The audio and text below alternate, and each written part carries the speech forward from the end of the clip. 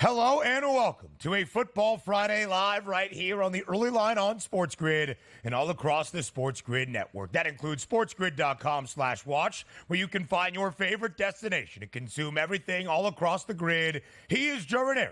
I am Ben Stevens. We are here together for the next 3 hours up until 11 a.m. Eastern Time on a Football Friday, the first day of November, to set the stage for the opening weekend in this month. It is week number 10 of the college football season. We are just about 5 days away from the first unveiling of the college football playoff rankings, how the committee sees it in the first year of 12 teams in the CFP. Week number 9, Joe, of the NFL season, kicking off last night. Another must-win game for the New York Jets. And finally, last night, they deliver on Halloween. No longer a trick, finally a treat for Gang Green. It is all football, mostly Joe Raineri, on this Friday. Major League Baseball season is done. We'll catch you up on things you need to know around the association and elsewhere in sports. But the focus, National Football League, college football, Football Friday on the early line.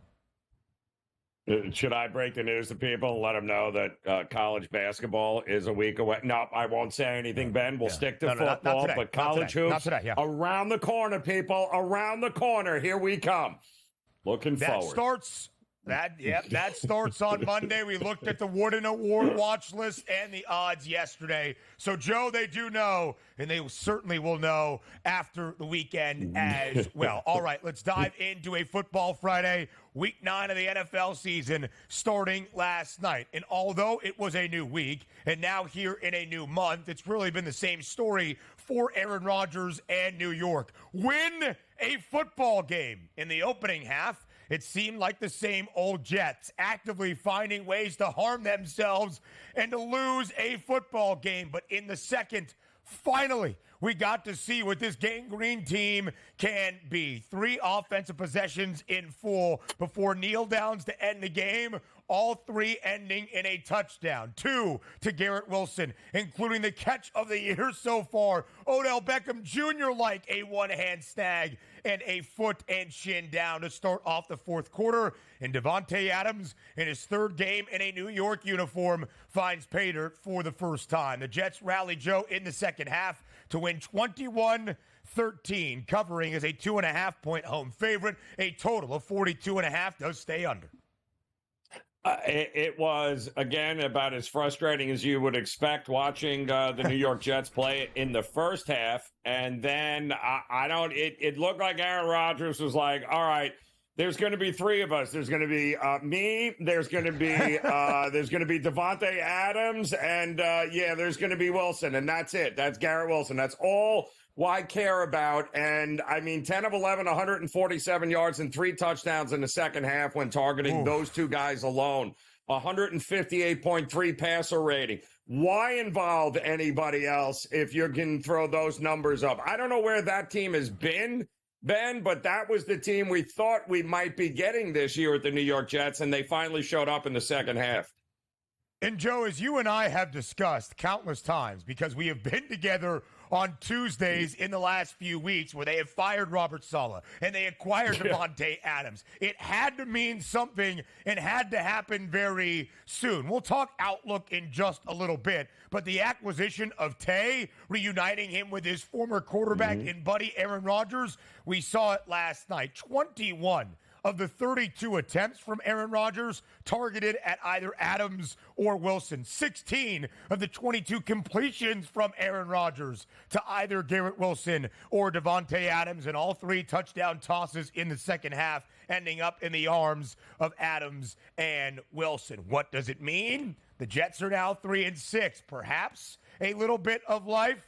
And we'll question the Houston Texans. C.J. Stroud is struggling here in his sophomore season. Is it a sophomore slump, or is it just a bad few weeks? Elsewhere around the NFL, Joe, to get everybody set for Sunday, we will preview all 13 games of this Week 9 Sunday slate. Impactful quarterback news, perhaps. Jordan Love, after not practicing on Wednesday, but telling reporters it feels like it's realistic he could play on Sunday in a huge divisional duel against Detroit, back on the practice field yesterday in Green Bay.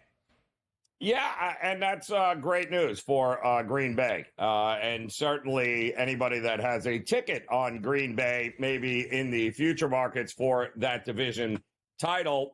There were a lot. He didn't look good in that last game, Ben. We had said it. He looked beat up. We weren't sure if it was the knee issue or an ankle, groin, but either way, the idea that he's on the practice field and is going to give it a go against, the team that they are going to have to beat if they have any aspirations of winning that division and moving forward into the playoffs. So great news for the Green Bay Packers.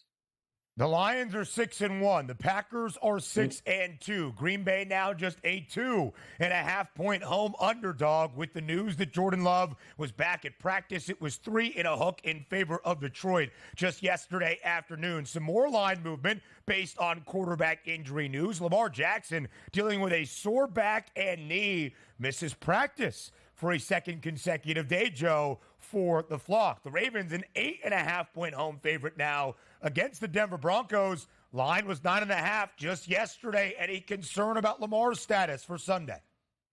Well, there's been no indication from Harbaugh or anybody really from the Ravens that he's dealing with any sort of serious problem, issue, ailment, and that he's in jeopardy of missing this game against Denver. But this is also the first time we've seen Lamar just up out of nowhere miss practice. That's not what he does. So he has played. I mean, it's got to be something, Ben, because this is a guy that's played through a ton of illnesses over the years and rarely tries to miss a game unless it's that he can't go. So Josh Johnson would be your backup if he can't go. So stay tuned. We'll see what happens here.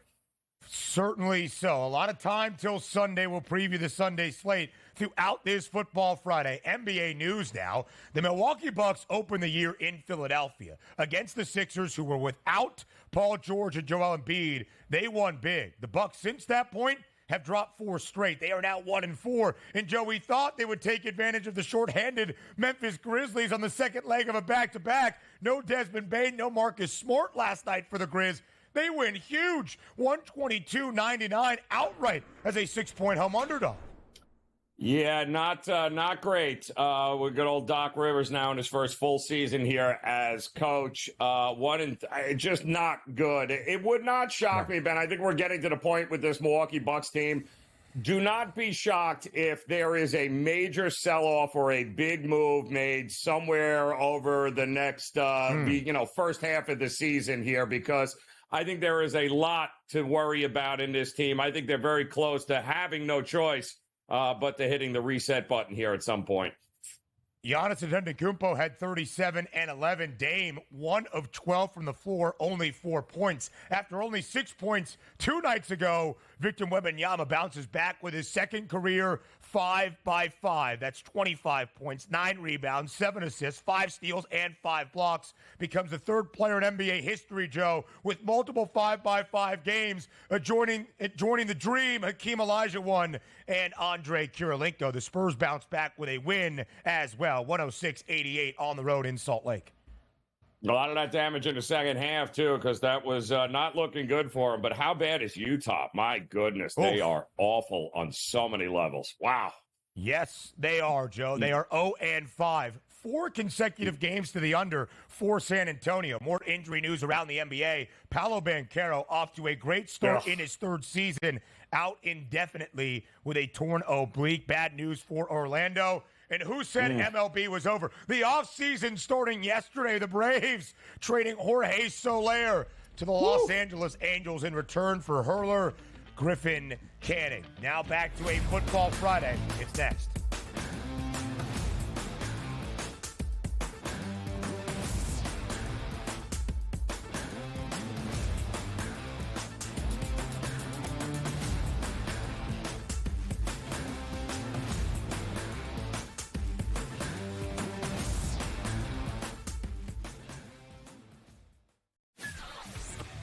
Are you okay with him moving to the head of the class at a Heisman with those 2 games? Because he wasn't even in the discussion before those 2 games. This is a big opportunity for Dylan if he wants to continue to make his case for the Heisman Trophy, and I think he's shown that.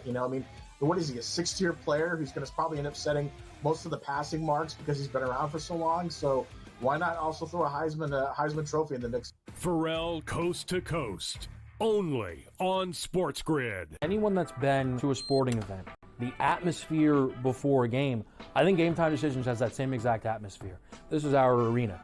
This is what we do. There is going to be an energy to Game Time Decisions that you will feel night in and night out. The excitement you get when you lock your bets in, when you're figuring out what you want to do, we can zone in on the biggest games each night. I want this to be the place that people come to before the games start so they feel as ready as possible to lock in their cards. We are going to hit every single one of those markets that you need to know about. We're gonna go through every single thing, and I've got a great team behind me that's gonna help me get the job done. There is not gonna be a better place, I promise you, than Game Time Decisions to get that new information, react to it, and be able to then bet accordingly. We will have everything at our disposal, and we will use that to our advantage.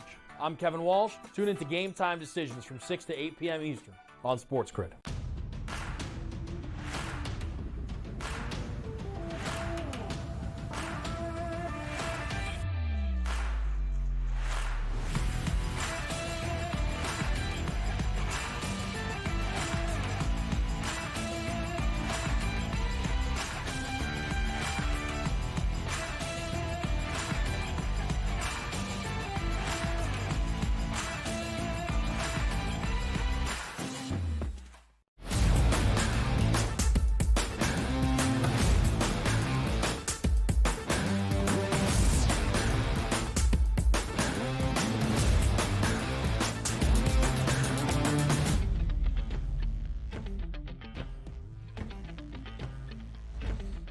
It finally happened, Joe, in a game the New York Jets absolutely needed.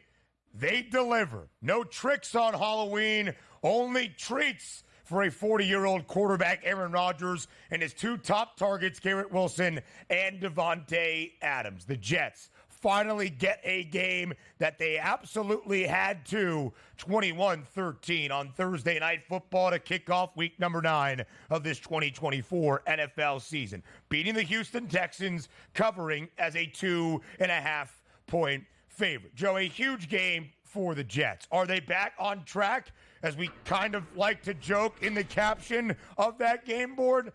Perhaps. They are 3-6. There's still a long, long way to go and a deep, deep hole to climb out of. I will say this, silver lining for New York, the AFC is not necessarily the gauntlet that we expected it to be. And if Davante Adams and Garrett Wilson are going to perform the way they did, as you see that spectacular grab that was just on the screen, the still image of it, Garrett Wilson making the catch of the year so far early in the fourth quarter. If they are going to perform the way they did in the second half, Joe, last night against Houston, maybe the Jets, maybe just maybe, can turn things around. Yeah, I got to tell you, man, any thoughts that maybe Garrett Wilson wouldn't benefit by having Davante Williams on the field, or if you were concerned with that trade, what are you going to do with Garrett Wilson? The answer is you're going to showcase him, because impossible now to game plan just for Garrett Wilson there, Ben, with Davante Adams on the other side, who's still got a move or two, as we saw last night. So, listen, a tale of two halves for the Jets. The same old Jets that we've gotten all year in the first half, shooting themselves in the foot, dropping a ball, be celebrating before you get into the end zone. We even have a new kicker who was gracious enough to hit the goalpost on an extra point for his first kick. We had, the usual gamut of emotions with the Jets. But that second half, that's what, that is what we thought we were going to get with this Jets team all year long, with the talent that they have.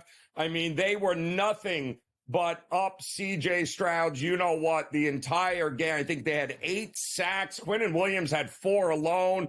That offensive line of Houston is a mess, people. And they, I'm sorry, Ben, I mean, whatever the market thinks Houston is, they are not. And at 6-3, they may be one of the most fraudulent teams at that record in the NFL right now.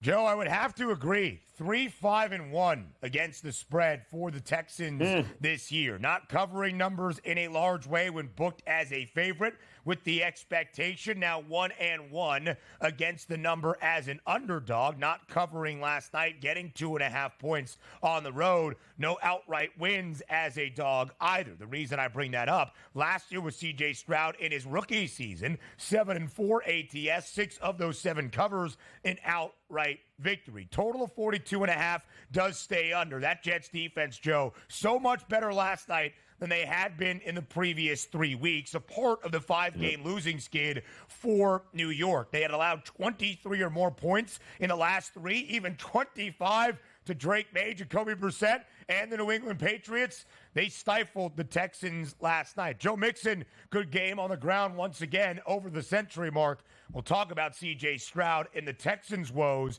in just a second, but he was sacked 8 times. Interior of that Houston offensive line is a large, large concern.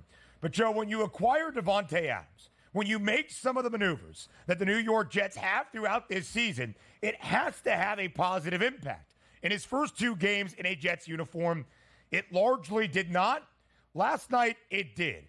Aaron Rodgers' stat line, 22 of 32, 211 yards, 3 touchdowns, no interceptions. That is a good thing. Only sacked twice. He stays under his attempts prop. He stays under his yardage prop. But that's okay, Joe. You don't want to task the 40-year-old quarterback with having to win you football games because it was not working in this 5-game skid. But back to the stat line. 22 completions, 16 to Garrett Wilson and Davante Adams. Adams had 7, Wilson had 9.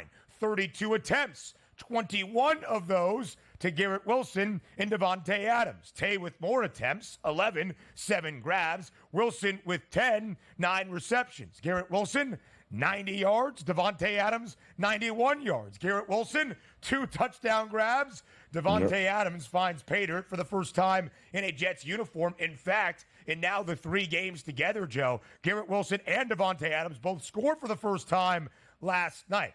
It was picture perfect in many areas for the New York Jets, mainly offensively in the second half. It should provide some optimism. I still think it's a little bit too late, but it should provide some hope for the Jets moving into the second half of the season.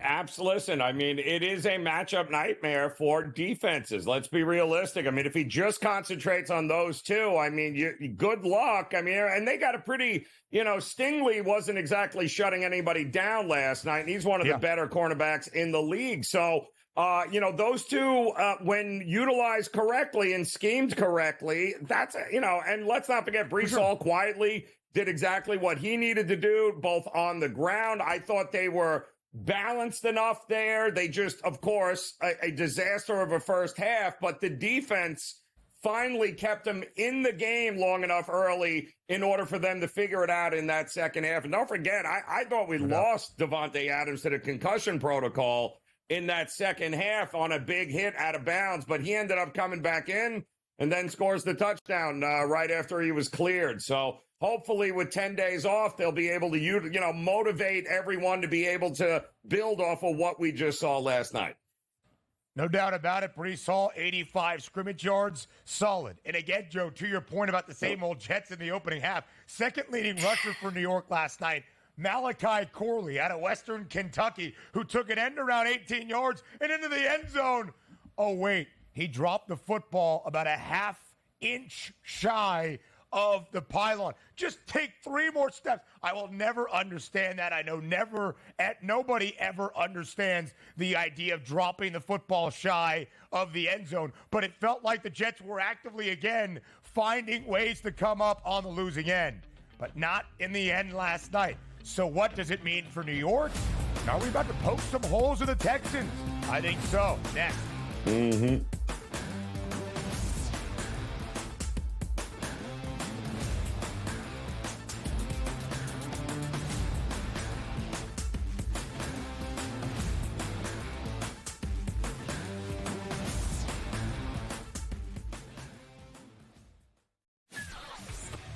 Are you okay with him moving to the head of the class at a Heisman with those 2 games? Because he wasn't even in the discussion before those two games. This is a big opportunity for Dylan if he wants to continue to make his case for the Heisman Trophy, and I think he's shown that. I mean, what is he, a sixth-tier player who's going to probably end up setting most of the passing marks because he's been around for so long? So why not also throw a Heisman Trophy in the mix? Pharrell Coast to Coast, only on SportsGrid. Anyone that's been to a sporting event, the atmosphere before a game, I think Game Time Decisions has that same exact atmosphere. This is our arena. This is what we do. There is going to be an energy to Game Time Decisions that you will feel night in and night out. The excitement you get when you lock your bets in, when you're figuring out what you want to do, we can zone in on the biggest games each night. I want this to be the place that people come to before the games start so they feel as ready as possible to lock in their cards. We are going to hit every single one of those markets that you need to know about. We're going to go through every single thing, and I've got a great team behind me that's going to help me get the job done. There is not going to be a better place, I promise you, than Game Time Decisions to get that new information, react to it, and be able to then bet accordingly. We will have everything at our disposal, and we will use that to our advantage. I'm Kevin Walsh. Tune into Game Time Decisions from 6 to 8 p.m. Eastern on SportsGrid.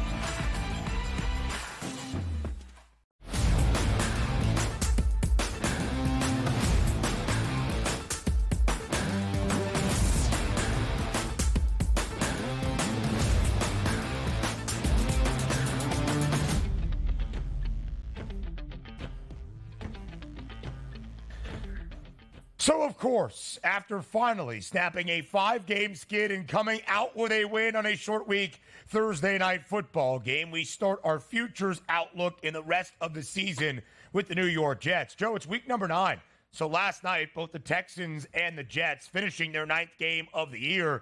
They're more than halfway through. We are going to be at the midway point at the conclusion of Monday and the end of week number 9 of this 18-week regular season. This is when it becomes real. In about a week and a half, 2 weeks, we're probably going to get the In the Hunt graphics on your favorite National Football League television broadcast. Will the Jets factor in 7.5, now the win total, up by a full win from the 6.5 number entering Thursday night football in week number 9. Plus 590 was the playoff price, Joe, for Gang Green entering the matchup against Houston, down by $2 at plus 390. And let's start there, of course, because that is the attention for the New York Jets. Can they snap a 13-year postseason drought and somehow, some way find their way in to the postseason? Joe, I ask you, the win last night for the Jets, a really good-looking second half, now entering the second half of their season. Do you think last night's win changes your opinion on the Jets being a playoff team at all? No. Yeah, no, not at all. They still blow. But it was fun to watch what could have been in the second half, Ben. I mean, it was nice to see that they were capable, that we weren't all crazy, like the group of talent that they have was capable of doing some really good things. I mean, listen, that was the first team over 500, right, that they were able to beat. And they did it mostly because that team is decimated with injuries, both on the offensive line and the skill position spot. But, you know, there's no taking away what the Jets did. In spite of trying to give the game away, they were able to get it done. Now, 10 days rest. Arizona is up next. The schedule you had mentioned is favorable. Can we get 5 more wins out of this team down the stretch here? And again, talent-wise, Ben, there's absolutely no reason why we shouldn't with this schedule. But the question isn't whether or not they're capable. The question is, are they going to, again, throw another game away that they should have won? We've had 2 of those. We've had Denver and New England. There should be 2 more wins. They should be a 5-win team right now, Ben, if we're being honest, and we're not. If they can avoid losing games that they are supposed to win, then yes, that is 8 wins is a very doable number here with the schedule they have coming up. And it is something they did last night, Joe. But to your point, the New York Jets have not often found ways to win games they are supposed to.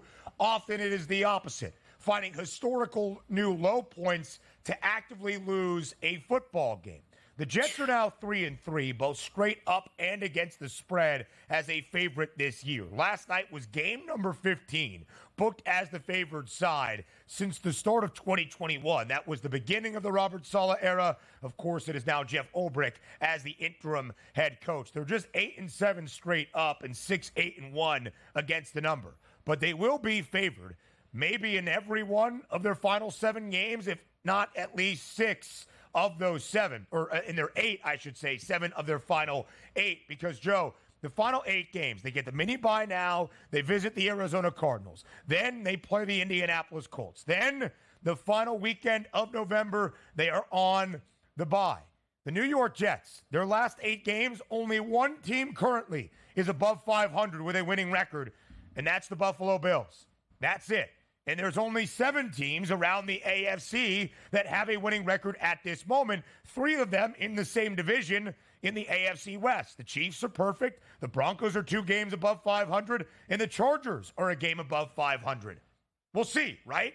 Those are not exactly teams we expected to be playoff shoo-ins before the year started. I don't think the New York Jets are going to make it. They still, as they put on display in the opening half last night, can find ways to make their lives very, very difficult. I think there will be a few games the Jets should win down the stretch that they do not. Now, Joe, to the Houston Texans, and we can continue the conversation on the other side, because the Texans are the only team with a winning record in the AFC South. And you can see what the odds say, minus 550 for Houston to win this division. They easily should. But it's a 6-3 football team that doesn't feel overly optimistic. Just 3-5-1, Joe, against the number. Yeah, no, not good at all. And a lot of questions still on that offensive line, Ben. If you can't protect Stroud, and there is a big difference between him at home and him on the road, 11 wins is a big ask. We will look at the Houston Texans and the rest of the AFC and NFC playoff picture next.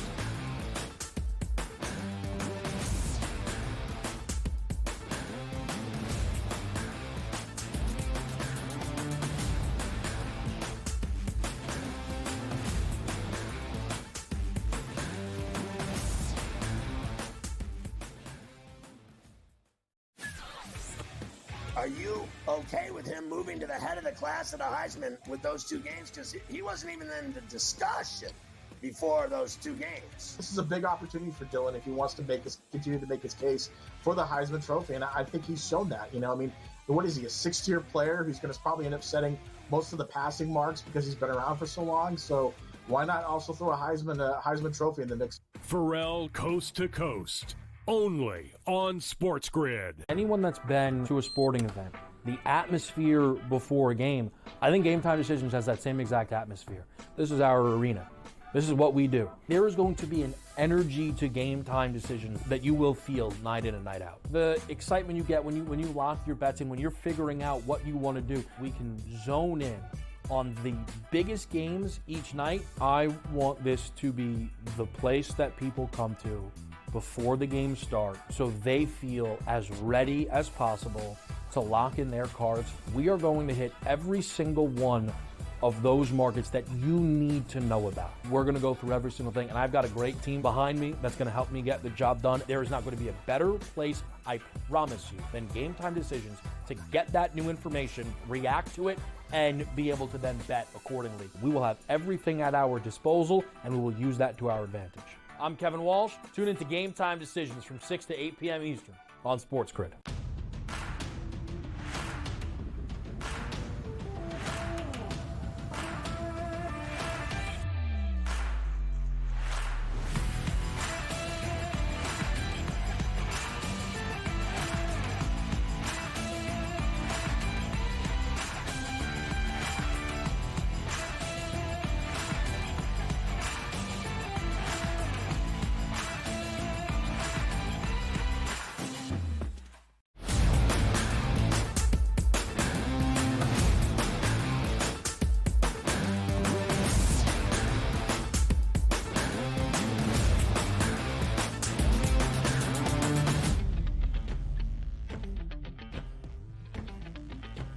You want it in the Hunt graphics that I mentioned will pop up in a few weeks on your favorite NFL national broadcast? How about here on your favorite national early morning sports talk show? It's the Early Line on this Football Friday, November 1st, first day of a new month on the SportsGrid network. Joe, we're going to show you the AFC playoff picture, but quickly, again, the Houston Texans, 6-3. Good, right? 9 games so far this year. They have won 6 of them. 2 of their losses have come when booked as an underdog. Okay, that's to be expected. Both on the road, both decided by a single score. Nothing flagrant.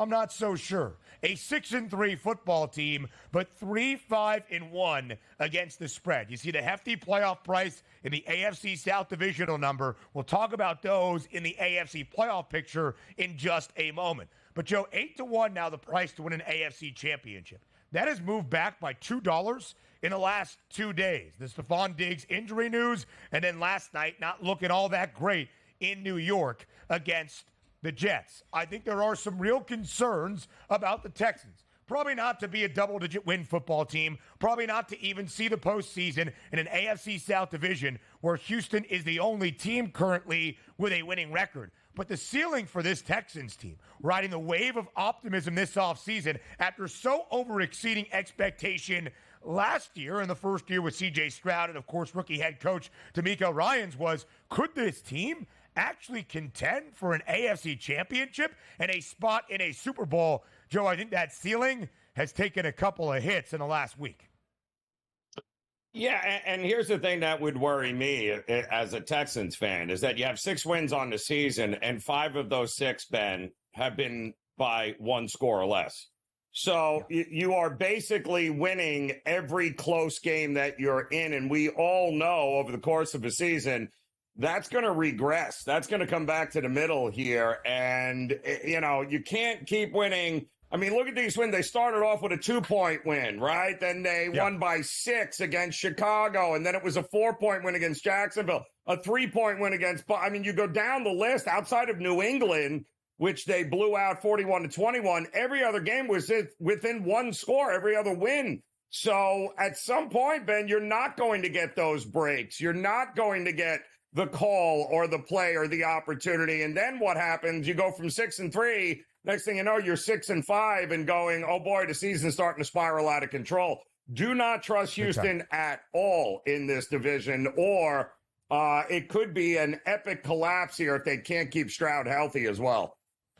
Which is a main concern. The interior of that O-line exposed last night. C.J. Stroud was sacked 8 times, had 59 yards utilizing his legs. He is not a running quarterback by nature. That's also not a great sign that he's taken off to just avoid a sack.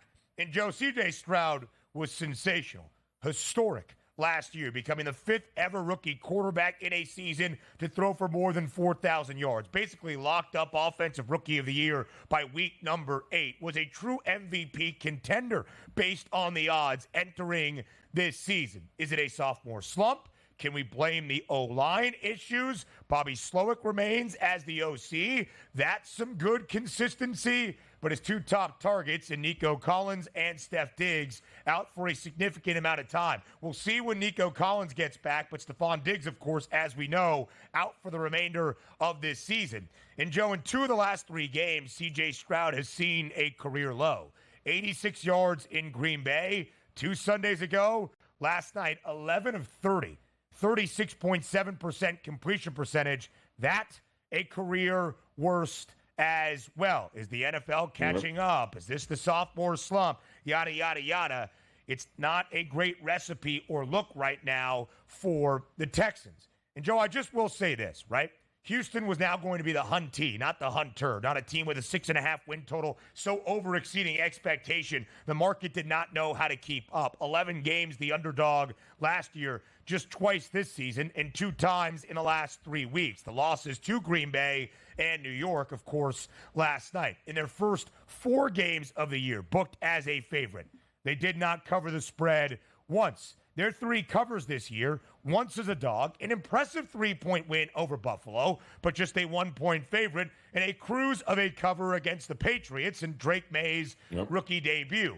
All to say, a 3-5-1 against the number team does allow some to poke holes in the resume at this moment. And it's a minus 550 price for the Texans to win the AFC South. It's not a great division. Jacksonville stinks. Tennessee is awful. We'll see about Indianapolis, who might be better now in terms of winning games with Joe Flacco. But, Joe, this division has been wild the last 2 years. Of course, remember in 2022, Tennessee was 7-4 in pole position to win the division for a second consecutive year. Ryan Tannehill gets banged up. They drop their final 6 games. The Jags come out of nowhere to win the division. Last year, it was Jacksonville capitalizing on that optimism. 8-3 through 12 weeks. They dropped 5 of their final 6. Houston comes out of nowhere to be a double-digit win team and claim the divisional crown. I'm not saying it's going to happen again. In fact, I would still believe the Texans are the AFC South eventual winners and the deserved favorites. Just saying, we've seen some wacky things in this division starting in November and December. Yeah, hey, listen, it's always been a division that usually comes down to the last couple of weeks, right? But having already beaten the team that is right behind you, Indy, twice, Ben, they are still in the driver's seat. However, this schedule is not exactly a cakewalk here coming up. We mentioned they got Detroit, right? Then, of course, they're going to have Dallas coming up there. They do have a couple of easy games down the stretch that they should be able to navigate, including Tennessee again, I think, to end the season. But by no stretch is this going to be a cakewalk. They got to take Miami, who has Tua back now, is going to be completely different. So, I think it could very well be a struggle down the stretch for this team who can't protect their stud quarterback and who is dealing with constant injuries to their star wide receiver. So I think there's some issues here with Houston.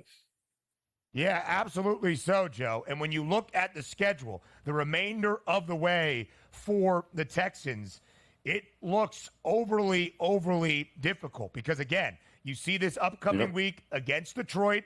That is a struggle. That's going to be Sunday Night Football in H-Town. Then they get a little bit of additional rest to visit Dallas on Monday. They do get Tennessee twice to end the season in their final 6 games, along with Jacksonville. But how about this stretch? Miami, KC, and Baltimore, all 3 of those teams in an 11-day window around that Christmas holiday.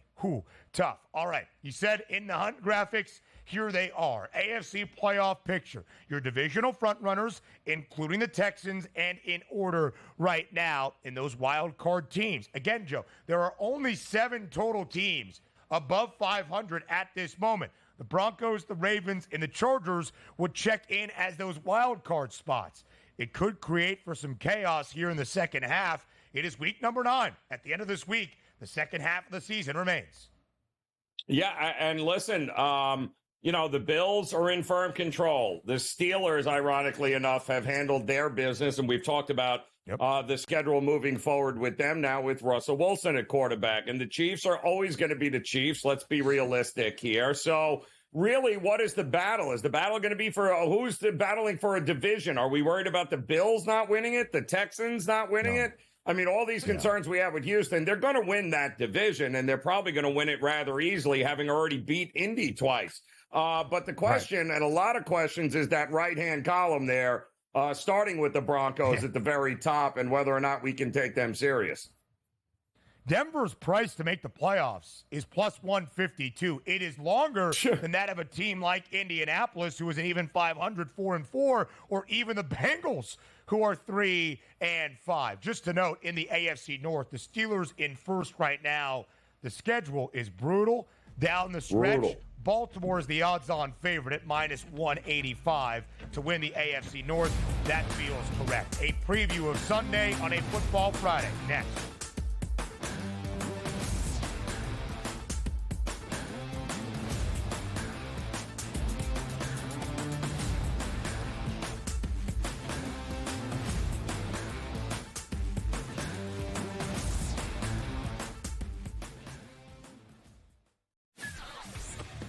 Are you okay with him moving to the head of the class at the Heisman with those two games? Because he wasn't even in the discussion before those two games. This is a big opportunity for Dylan if he wants to continue to make his case for the Heisman Trophy, and I think he's shown that. I mean, what is he, a six-tier player who's going to probably end up setting most of the passing marks because he's been around for so long? So why not also throw a Heisman Trophy in the mix? Pharrell Coast to Coast, only on SportsGrid. Anyone that's been to a sporting event, the atmosphere before a game, I think Game Time Decisions has that same exact atmosphere. This is our arena. This is what we do. There is going to be an energy to Game Time Decisions that you will feel night in and night out. The excitement you get when you lock your bets in, when you're figuring out what you want to do, we can zone in on the biggest games each night. I want this to be the place that people come to before the games start so they feel as ready as possible to lock in their cards. We are going to hit every single one of those markets that you need to know about. We're going to go through every single thing, and I've got a great team behind me that's going to help me get the job done. There is not going to be a better place, I promise you, than Game Time Decisions to get that new information, react to it, and be able to then bet accordingly. We will have everything at our disposal, and we will use that to our advantage. I'm Kevin Walsh. Tune into Game Time Decisions from 6 to 8 p.m. Eastern on SportsGrid.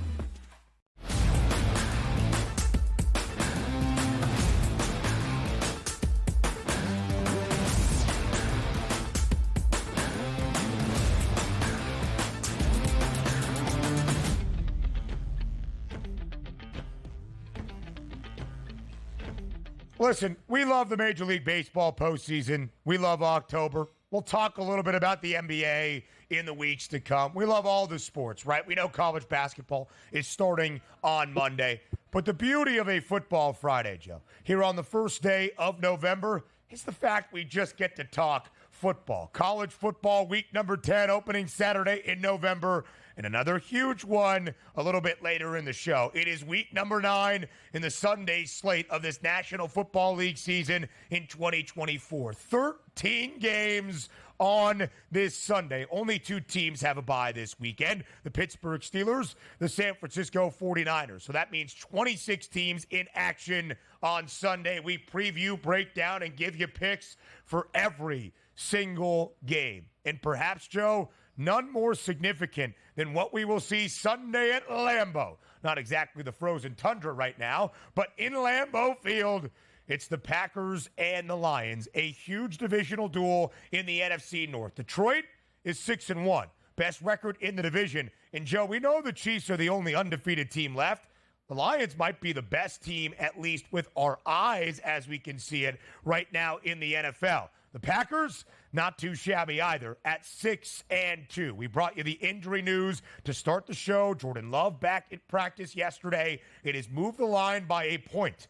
3.5 in favor of the Lions for most of the week. With the uncertainty around Love's status, he was back at practice, trending toward a start. Now 2.5. Joe, let's say it's officially confirmed in the next 48 hours or so, or at least by the time we get to kick in the Sunday afternoon hours at Green Bay, that Jordan Love is going to start. What could that closing number be between the Lions and the Pack? I would expect, Ben, you're going to get, if he's playing, you're probably going to get exactly what you have here. If he's not, that number will obviously move here. I don't think it's going to shift dramatically from the 2.5 because, listen, even if he plays, the Lions are still 7-3 against the number versus Green Bay since 2019. And even the game they lost to him in Detroit last year on Thanksgiving, and I remember that because I had Detroit in Survivor, and that was a lot of fun. They still rolled up 464 yards, and if it wasn't for 3 Jared Goff fumbles, they'd have been just okay here. I mean, listen, they are over the top good, Detroit, and playing their best football right now. Anybody thinking that, well, it's in Lambeau, golf outdoors. Detroit is 15-5 against the number on the road since 2022. They're 10-2 against the number on the road since 2023, and 8-2 against the number as a road favorite. This is not a team that does not know how to go outside of a dome or on the road and cover and win games here. So they should be the favorite. The question is, how healthy will Jordan Love be, and can they go toe-to-toe with that offense, Ben? That's the question you have to ask yourself before betting this game. So just a couple of notes. Green Bay weather this weekend. Again, not the frozen tundra, mid-50s, right, but a lot of rain expected and perhaps some wind. Not great for a dome team. But, Joe, when it comes to Detroit and the narratives, all this team does is cover the number. Dan Campbell became the head coach of the Motor City to start the 2021 season. Of course, made himself ingrained in the NFL from his very first press conference, the introductory presser, and biting kneecaps on your way back up.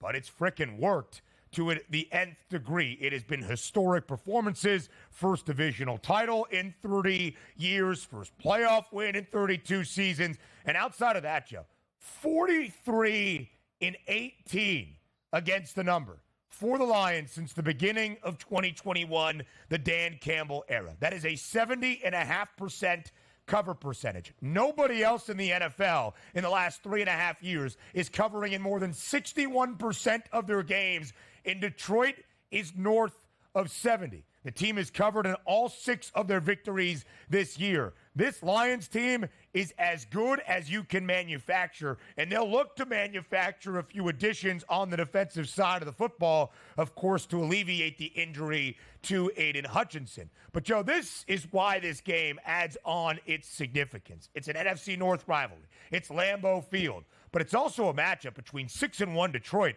and 6-2 Green Bay. The two teams we expected to be atop this division, battling for a divisional crown all year long. The Lions are the favorites once again at -130. The Packers, second shortest number at 3-1. And let's not forget the Vikings are 5-2, back in action Sunday night at home against Indianapolis as a 5.5-point favorite.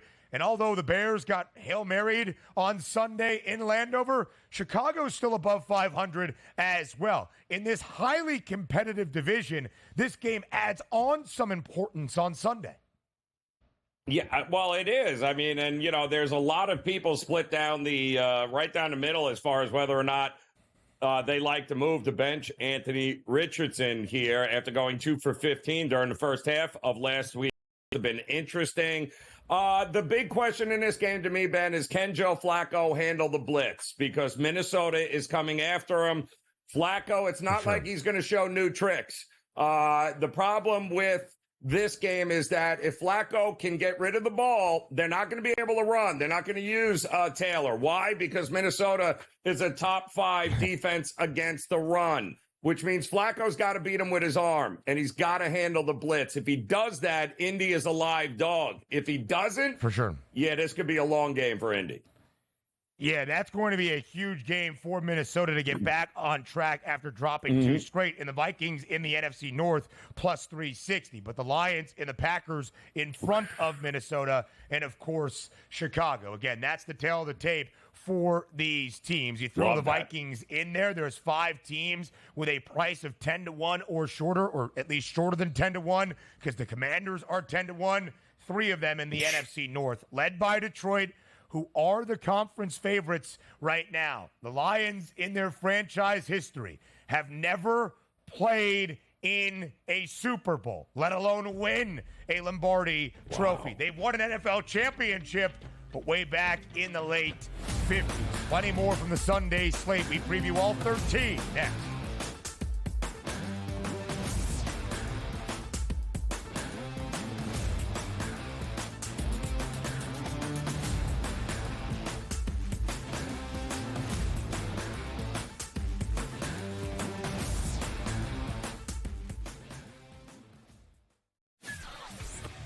Are you okay with him moving to the head of the class at the Heisman with those 2 games? Because he wasn't even in the discussion before those two games. This is a big opportunity for Dylan if he wants to continue to make his case for the Heisman Trophy, and I think he's shown that. I mean, what is he, a sixth-tier player who's going to probably end up setting most of the passing marks because he's been around for so long? So why not also throw a Heisman Trophy in the mix? Pharrell Coast to Coast, only on SportsGrid. Anyone that's been to a sporting event, the atmosphere before a game, I think Game Time Decisions has that same exact atmosphere. This is our arena.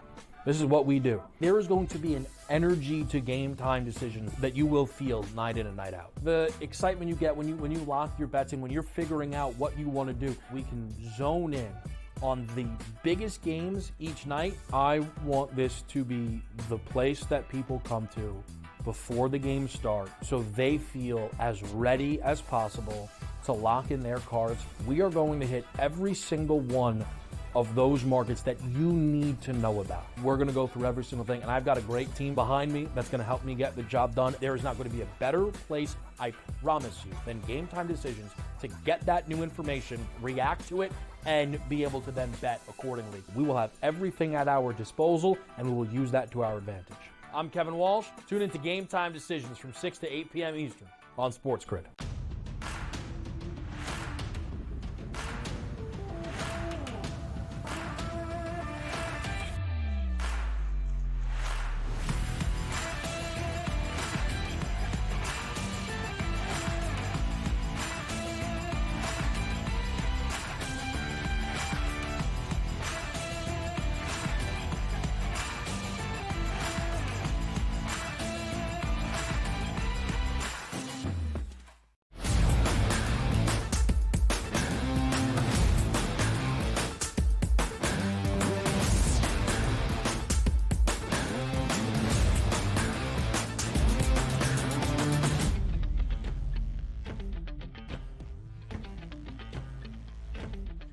Live right here on a Football Friday on the early line on SportsGrid, rounding out this opening hour. And what a game we have based on narrative on Sunday. Of the 13, a lot will be taken from in that early window, 1 p.m. Eastern time kick in Atlanta.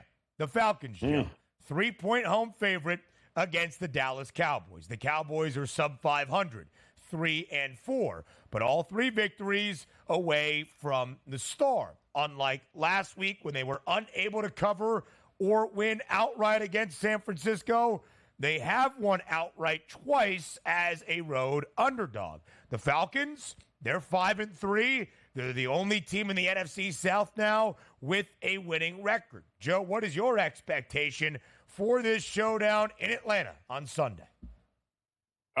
Call me crazy. I think points are coming. I mean, I could be totally wrong here, but I don't think I am. I think we are going to get a few points. Oh, look at that total, 52.5. Looks like the market agrees here. God, that is a ridiculous number, Ben, but it's warranted. Is it not here? I mean, let's face it, the Dallas defense has been as bad as we have seen in a very long time, and no Mike Zimmer, no Dan Quinn, nobody is going to make this any better here. They rank pretty much near the bottom in just about every defensive category, and you're talking about an Atlanta team right now that is rolling, Ben. They're averaging what feels like 4 touchdowns a game to begin with. So the idea, to me, I think this game, the team that scores 35 points wins. I don't know that they're going to win by margin either. So I think 60, 70 points in this game is not far behind. Ultimately, it's probably going to come down to a field goal, but I think both these offenses will dominate the defenses in this game.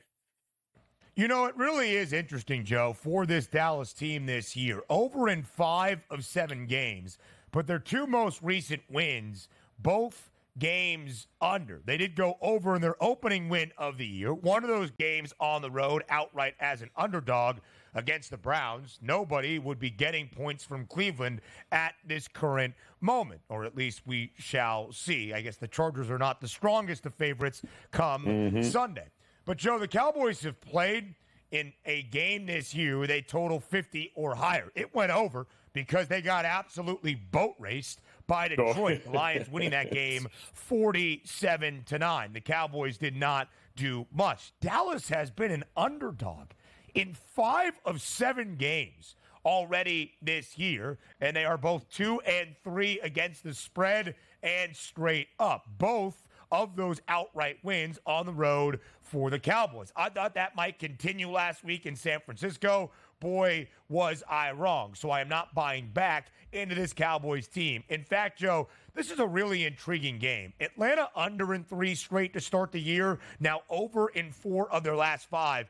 But the Falcons have not covered in any of their 3 full-week home games booked as a favorite this season, or booked just in those home games at all. Against the Steelers to open up the year, against the Chiefs on Sunday night. And when you look at what they have done the last time they were at home, also with a game we expected to see some points, north of 50 against the Seahawks. Atlanta 2 weeks ago was an outright 3-point favorite, lost that game, and the total stayed under. This is a very compelling Falcons team to me, Joe, one that I don't necessarily buy back in on just yet. But the narratives and the reaction from Sunday are going to be paramount based on how this game ends up. And a lot of that will focus on the quarterbacks. Dak Prescott has been a turnover machine, multiple interceptions in 3 consecutive games for the Cowboys. Kirk Cousins, really good last week. 6 incompletions, 4 touchdowns on the road in Tampa. Joe, Dak Prescott might go over that yardage prop, but he's been a yard merchant late in games when Dallas was getting handled this year. It has not been a strong season for the Cowboys, who are below 500. If they lose this game and look lifeless, listen, Mike McCarthy has no time remaining on his contract after 2024. There could be a change during 2024.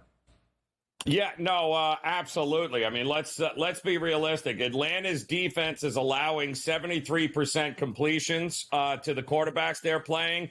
Yeah. And Dak is going to have a field day. I mean, he's already on pace to throw 40 or more passes a game right now, Ben, mostly because they're always trailing. And what choice do they have? They can't run the ball. You have a Dallas allowing 28 points a game. They're 32nd, dead last in red zone defense. There's points coming in this game from both these teams. Second worst scoring defense, Dallas. Second worst rushing defense, Dallas. Could be a big Bijan game as well. Hour 2 next.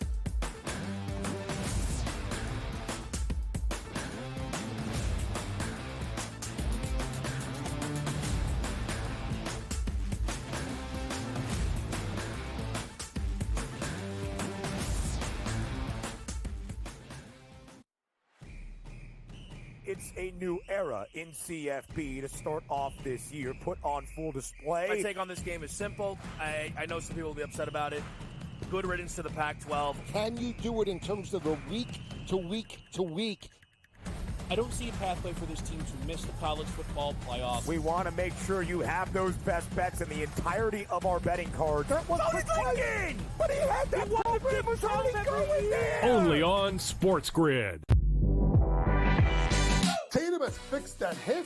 He now shoots it at the top of his jump. His release is really pure. And right now he's shooting it at 49% from 3. Now, I'm not saying he's going to shoot at 49% from 3 for the season. But if he's at 42.3%, Lord have mercy, look out below. Jason Tatum, right now, my number 6 player in the NBA. Betting above the rim. Only on SportsGrid. Right here with you on Pro Football Today on SportsGrid. Odds in motion, trying to see what lines have moved throughout the week. Never felt more comfortable in this set than I do for this year. I am ready. I'm just getting angry. The hot takes are going to be here all long, people. What in the world is going on in Miami, Dom? It's not particularly anything to shy away from just because many people are on top of it. Hot take, hot take. I think this line is asking you once again to take New Orleans. Pro Football Today. Only on SportsGrid.